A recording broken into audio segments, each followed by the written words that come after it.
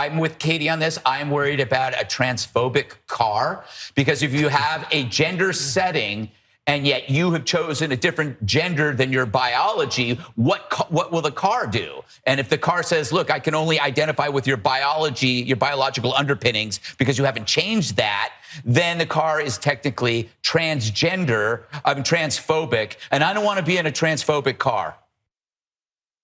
You probably don't require any context for that because it's so obviously hilarious on its face. And I know that because it's Greg Gutfeld and he has a big audience. So haha, he's funny, because the car it's trans in this case. The car identifies as trans. They have that one joke on the right, don't they? It's very funny. Here is what they were talking about. And that's the point that he made off of it. The story they were talking about was women outperform men at taking control from driverless cars.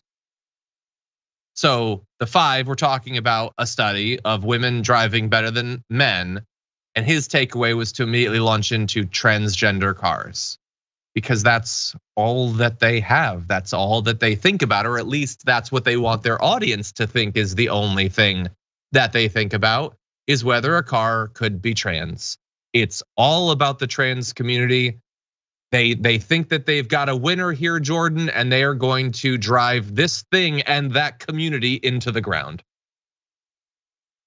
Yeah, this has nothing to do with trans people, but they found a way to work that in just to malign and harass and dehumanize trans people who just want to be at the same level as anyone else in society.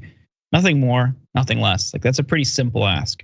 And I think it doesn't take a lot to do that, to create a society where everybody, regardless of how they identify, regardless of how they feel, regardless of who they are, is an equal. That's not hard. That's not hard to do. But that just apparently sends people at Fox and the broader right recoiling. I was watching my Roku and an ad came up. It was a Fox Nation ad. And they said that a legendary comedian was finally returning. And they showed them from behind. It was very hard to tell who it was. It was just sort of like a brown spot with some spikes. And then I heard the voice, and I knew instantly that annoying voice. I knew who it was, and here it is. Rosanne Barr's Cancel This show is coming to Fox Nation on February 13th. Cancel This, she named it because I guess Triggered was finally taken enough that they didn't call it Triggered again. It's gonna debut on February 13th. It's gonna be Barr's first comedy special since Blonde and Bitchin' aired on HBO back in 2006. It was taped in front of a live audience at Houston's Cullen Theater. And the streaming service is gonna release a special called Who is Rosanne Barr in conjunction with the project. Definitely a confidence move when you have to have a documentary that explains who the person is. Anyway, here's the issue with that. There's multiple issues. So the first one is she is like, well, I'm not gonna say every right winger because almost every comedian also does this. Any criticism whatsoever, any business decision by a company that doesn't want to have its entire reputation be tanked by your horrendous comments, declaring herself to be canceled, despite the fact that she has yet another special that's coming out. She's doing a special, but she is still the victim, still canceled. But you're not canceled, you have a special. Like, lots of people don't have specials, you have a special. How are you the canceled one? She said, and I will remind you of the things in a bit, the absolutely horrendous things that she was saying that finally forced a business to end the reboot of Roseanne or whatever, that I'm sure would have made them a bunch of money. So I just love every time, Brett, it's the constant, anybody who disagrees with them, anyone who makes a rational decision to not support their comedy anymore, isn't making their own decision like a human would, they're canceling them. What do you think? The sense of entitlement that celebrities have, rich celebrities have, is not surprising, but it still surprises me. The fact that they have it, that sense of entitlement, like she's entitled to an audience.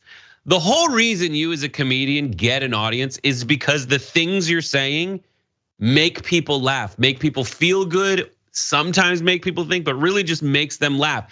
And you try to get more of those people together by saying things that make people feel good, and your audience grows. She said things that didn't make people feel good, and her audience shrunk. And she's like, how dare they? Yeah. How dare people not love every second of it? because she forgot the club she worked in to make her way to the absolute pinnacle of comedianship in the late 80s and early 90s, having her own sitcom that was #1 for 1,000 years, which she did. Yeah. She just forgot where she came from. The other thing is this decision. So if you're a comedian, you very often say things in the room to lose the room. You're trying new material, they turn against you because you said it wrong. You're just dying out there, right? Most comedians try to get the room back.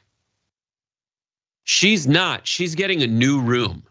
Yeah. Louis C.K. is trying to get the room back. Louis C.K. is doing specials where he's like, I screwed up. I'm a bad person. I watched his most recent special, So Sue Me, and he was really great just doing material to get the room back. That's an earnest attempt to get yourself back into good graces, not by complaining about how there are consequences to saying horrible stuff. And instead, he is like trying to do good material. So people will be like, he's trying. Yeah, that's the difference between him and Rosanne Barr, and these weird moves by a lot of comedians who are like, well, I'll just Jim Brewer my way into the most toxic room. And so, and what's sad is like comedians know what kind of laugh they're getting, what kind of reaction they're getting. I've said on the show, you don't want the clapping where people are like, I agree with you. This is not voluntary. This is me. This is not involuntary. It's a voluntary action of clapping because you didn't make me laugh, but I want you to know I'm with you. You want the laughs that are just this involuntary, like that was hilarious. These folks are flocking to the claps, but they're not good claps. They're as bad as the clap.